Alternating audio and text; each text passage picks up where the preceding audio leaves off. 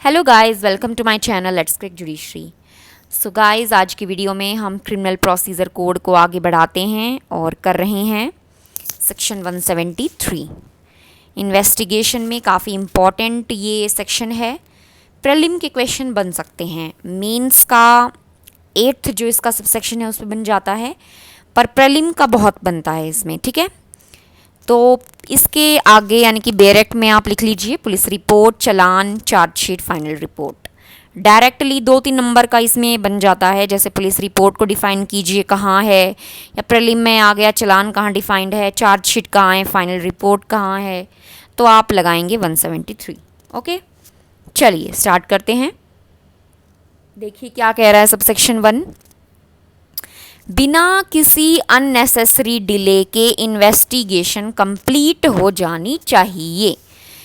यानी कि as such CrPC जो है प्रोवाइड नहीं करता है कोई टाइम फॉर इन्वेस्टिगेशन कि इस टाइम के अंदर आपकी इन्वेस्टिगेशन ख़त्म होना चाहिए।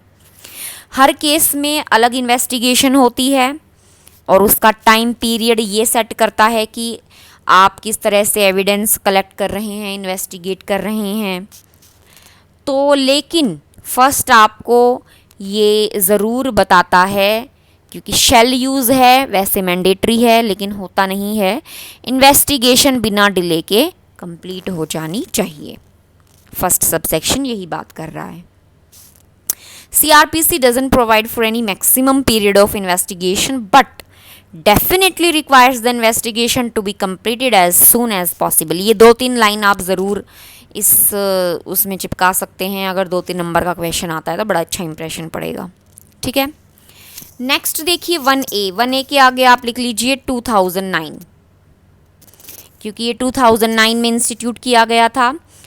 जो रेप के ऑफेंस हैं रिलेटेड टू चाइल्ड, वो 2 महीने के अंदर अंदर उनकी इन्वेस्टिगेशन कंप्लीट हो जानी चाहिए। टाइम बताया है कब से इन्वेस्टिगेशन हो जानी चाहिए ख़त्म, जब आपने FIR दर्ज करवाई थी तब से। From date on which information recorded, direct में देखिएगा क्या लिखा है, from the date on which the information was recorded, क्योंकि FIR वर्ड यूज़ ही नहीं करते, तो इसीलिए आपने 154 में पढ़ा FIR को डिफाइन नहीं करते हैं सच, केवल लिखते हैं इन्फॉर्मेशन। तो यहाँ पे भी वही लिखा है, जिस डेट को आपने इन्फॉर्मेशन दी थी पुलिस स्टेशन में, उससे लेके 2 महीने तक जो रेप का विक्टिम अगर चाइल्ड है वो ऑफेंस है, तो इसकी investigation must be completed with in 2 months। Okay, ये 2018 में अमेंड किया गया है, पहले 3 महीने था। उसके बाद देखिए, अब आ जाइए सबसेक्शन 2 में। सबसेक्शन 2 इसलिए कह रही हूँ, थोड़ा एम्फेसाइज इसलिए कर रही हूँ, जब अगर पूछते हैं फाइनल रिपोर्ट, पुलिस रिपोर्ट कहाँ पे फॉरवर्ड की जाती है, तो आप लिखेंगे 173 का सबसेक्शन 2। ठीक है, तो इसको स्टार मार्क, इम्पॉर्टेंट मार्क कर लेना, वेरी इंपॉर्टेंट मार्क कर लेना प्रीलिम्स के पॉइंट ऑफ व्यू से। इन्वेस्टिगेशन जैसे ही ख़त्म हुई, पुलिस ऑफिसर जो है मैजिस्ट्रेट, ध्यान रखिए कौन सा मैजिस्ट्रेट, जो कॉग्निजेंस ले सकता है, उसको फॉरवर्ड करेगी पुलिस रिपोर्ट जो स्टेट गवर्नमेंट ने प्रिस्क्राइब की है उस हिसाब से। क्या क्या होगा उसमें, पार्टीज़ का नेम, नेचर ऑफ इंफॉर्मेशन, ठीक है, और वो पर्सन जो एक्विंट यानी कि जिन्हें केस के बारे में थोड़ा बहुत भी पता था, उनके नाम, किसने ऑफेंस कमिट किया है, क्या अरेस्ट किया है एक्यूज्ड को, क्या उसे बॉन्ड पे रिलीज़ किया है विद और विदाउट श्योरिटीज़, और 170 में किसी कस्टडी में रखा गया है, और H में है कि अगर रेप विक्टिम है तो उसका मेडिकल एग्जामिनेशन हो गया है। ये होगा पुलिस रिपोर्ट में, ये इंग्रेडिएंट्स हैं पुलिस रिपोर्ट के, क्या क्या होगा। और सेकंड पॉइंट बात करता है कि पुलिस ने क्या एक्शन लिया और इन्फॉर्मेशन किसने दी थी, ये भी वो कम्युनिकेट करेगा। ये अलग से बता दिया है, पॉइंट्स में नहीं बताया इनमें ऊपर, तो ये सेकंड पॉइंट में ये सब बताया है। ठीक है, तो सेकंड इसलिए थोड़ा सा इंपॉर्टेंट हो जाता है। सेक्शन ही इंपॉर्टेंट है, बाकी इसके इंग्रेडिएंट्स वगैरह ऐसा पूछते नहीं हैं, बट आपको हाँ नॉलेज होना बहुत ज़रूरी है। ओके, उसके बाद देखिए थर्ड सबसेक्शन कहता है रिपोर्ट जो है सबमिट होगी थ्रू सुपीरियर पुलिस ऑफिसर। हमने सेक्शन 158 में भी पढ़ा, जब एफआईआर लॉज होती है और पुलिस ऑफिसर उस पर काम करना है, आगे नहीं इन्वेस्टिगेट करना है, तो ये रिपोर्ट जाती है सुपीरियर पुलिस ऑफिसर के थ्रू। वही पुलिस ऑफिसर के थ्रू रिपोर्ट यहाँ पे भी सबमिट होगी।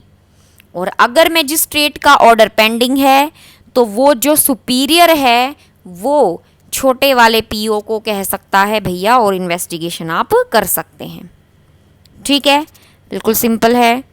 फोर्थ सबसेक्शन देखिए क्या कह रहा है, अगर एक्यूज्ड को रिलीज किया गया है किसी बॉन्ड पे तो ये मैजिस्ट्रेट की पावर होती है कि उस बॉन्ड को डिस्चार्ज कर दे। ओके, फोर्थ में ये बात कही गई है। सबसेक्शन 5, व्हेन इन 170 यानी कि एविडेंस जहां पे सफिशिएंट थे तो पुलिस ऑफिसर फॉरवर्ड करेगा मैजिस्ट्रेट को सभी डॉक्यूमेंट जो रेलेवेंट हैं केस से। और अगर कोई जो डॉक्यूमेंट है वो भेजा जा चुका है इन्वेस्टिगेशन के दौरान, आपने पहले पढ़ा कई स्टेजेस आती हैं जब आप भेज सकते हैं, तो वो आप दोबारा नहीं भेजेंगे। अलग से कोई डॉक्यूमेंट है तो आप ज़रूर भेजेंगे। और बी बात कर रहा है स्टेटमेंट जो हैं 161 161 में आपको पता है रिकॉर्डिंग होती है स्टेटमेंट्स की, वहाँ पे आप यानी कि इस सेक्शन में भी उन स्टेटमेंट्स को अगर कोई रह जाती है तो भेज सकते हैं। ठीक है, 5 हमारा कंप्लीट हो गया है।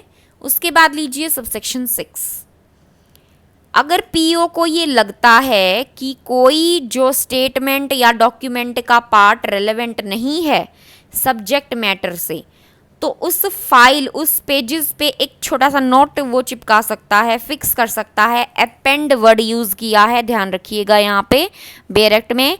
ही shall indicate that part of the statement and append a note requesting the magistrate to exclude that part. ठीक है, रिक्वेस्ट करेगा मैजिस्ट्रेट को कि ये पार्ट आप एक्सक्लूड कर दीजिए क्योंकि मुझे लगता है ये असेंशियल ज़रूरी नहीं है, इससे टाइम वेस्ट होगा।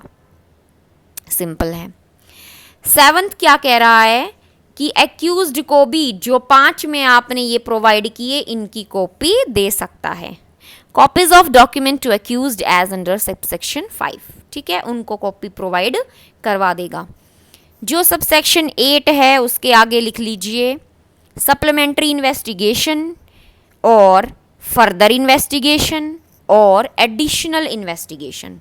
डायरेक्ट 3 या 4 नंबर का क्वेश्चन आ जाता है 173 का 8। यही इस सेक्शन में मैं कहूँगी इम्पॉर्टेंट है, और जो प्रीलिम के लिए मैं कह सकती हूँ जो विक्टिम वाला था 2 महीने वाला वो इम्पॉर्टेंट है। वो तो मैंने कई एग्ज़ाम्स में देखा है गाइज, उसको तो मार्क कर लीजिएगा।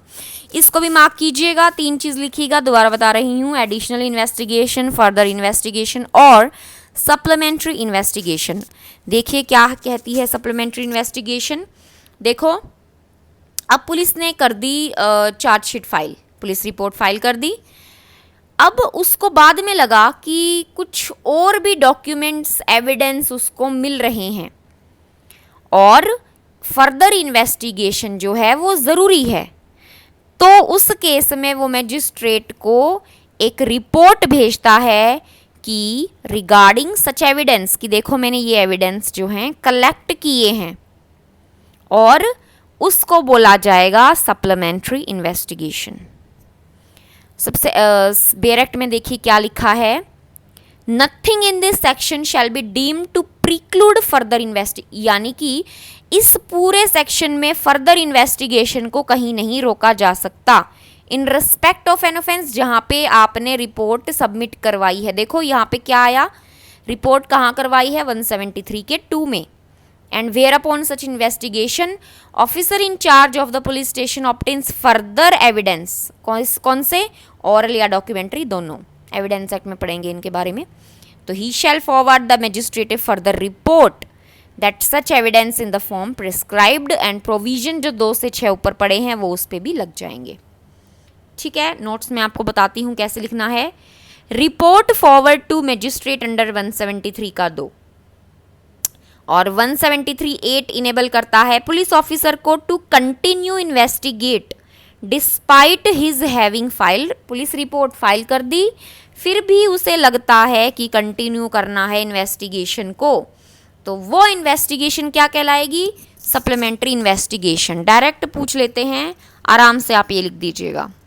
And any further evidence is collected in course of such supplementary investigation has to filed before magistrate। जो भी एविडेंस इस जो सप्लीमेंट्री इन्वेस्टिगेशन के दौरान आपको मिला वो आपको मजिस्ट्रेट को फाइल करवाना पड़ेगा और उसे कहेंगे सप्लीमेंट्री पुलिस रिपोर्ट। क्योंकि सप्लीमेंट्री इन्वेस्टिगेशन थी तो ऑब्वियसली पुलिस रिपोर्ट जो है वो भी सप्लीमेंट्री आएगी। ठीक है, सिंपल है। उसके बाद देखिए क्या कह रहा है। हाँ, इसमें देखो आप केस लिख लेना, क्योंकि 4 या 5 के नंबर में भी मैंने ये क्वेश्चन देखा है, तो आप क्यों ना केस भी लिख दें, अच्छा लगेगा एग्जामिनर को भी अगर आता है तो। अभिनंदन Jha versus Dinesh Mishra 1968 supreme court. दूसरा केस है Randhir Singh Rana versus state 1997 supreme court. दोनों याद नहीं करना चाहते तो राणा वाला केस लिख देना, नीचे वाला Randhir Singh Rana versus state 1997 supreme court. देखिए ज़्यादा केस मत याद कीजिएगा, कंफ्यूज हो जाएंगे और गलत लिख के आएंगे, नंबर कट जाएंगे। मैंने आपको पहले भी बताया है, ना लिखने के नंबर नहीं कटेंगे, लेकिन गलत लिख दिए हैं तो ज़रूर कटेंगे। इसीलिए ज़्यादा केस पे इतना एम्फेसाइज करने की ज़रूरत नहीं है। हाँ, हमेशा मैं आपको बोलती हूँ लैंडमार्क जजमेंट तो ज़रूर लिखें और उन्हें प्रैक्टिस भी करें याद करने की। लेकिन ज़्यादा ही 200, 300, 400 आप कलेक्ट कर रहे हैं हर टॉपिक में से, उसका कोई फ़ायदा नहीं है, ना तो वो याद रहते हैं और गलत लिख के आएंगे तो नंबर ज़रूर कटवा देंगे आपके, मेहनत भी जाएगी आपकी बेकार। इसीलिए हार्डली जो ये मेन सब्जेक्ट हैं इसमें 40-50 बनते हैं, उन्हें लैंडमार्क जरूर लिखिएगा। हाँ, ये मैं आपको ज़रूर बोलूँगी। बाकी छोटे मोटे केसेस को ज़्यादा लिखने की ज़रूरत नहीं है। ऐसा नहीं है कि हर आंसर अटैम्प्ट करें उसमें आप केसेस लिखें, ऐसा ज़रूरी नहीं होता है। तो मैं इसलिए आपको चॉइस दी है। इसमें अगर सप्लीमेंट्री का आता तो आप ये केस राणा वाला ज़रूर लिख दें। देखिए क्या कह रहा है केस। सप्लीमेंट्री चार्जशीट जो है वो तभी फाइल होगी जब आपने 173 में 2 में पुलिस रिपोर्ट फाइल की है। ऑब्वियसली सप्लीमेंट्री चार्जशीट तभी आएगी जब चार्जशीट ऑलरेडी फाइल है। और सेकंड में क्या कह रहा है देखो, इसी के रिगार्डिंग में कह रहा है as a matter of prudence after filing police report तो police officer shall obtain the permission of concern magistrate. ठीक है, पुलिस रिपोर्ट फाइल कर दी तो आपको परमिशन लेनी पड़ेगी मैजिस्ट्रेट की, लेकिन ये मैटर ऑफ लॉ में ज़रूरत नहीं है क्योंकि 173(8) आपको पावर देता है। तो सिंपल सेक्शन की ही जो बातें हैं वो यहाँ पे लिखी हैं, बस मैंने केस बताया है, उसे थोड़ा ध्यान रखिएगा। ठीक है गाइज, तो चलो हमारा 173 भी कंप्लीट हो गया है। नेक्स्ट वीडियो में 174, 5, 6 में तीनों इकट्ठे लूँगी, जिसके साथ हमारा chapter 12 most important chapter of CRPC ख़त्म हो जाएगा। उसके बाद हम आगे CRPC को लेंगे। तो गाइज़ वीडियो पसंद आए तो प्लीज़ लाइक कीजिएगा और चैनल को सब्सक्राइब कर दीजिएगा। Thank you.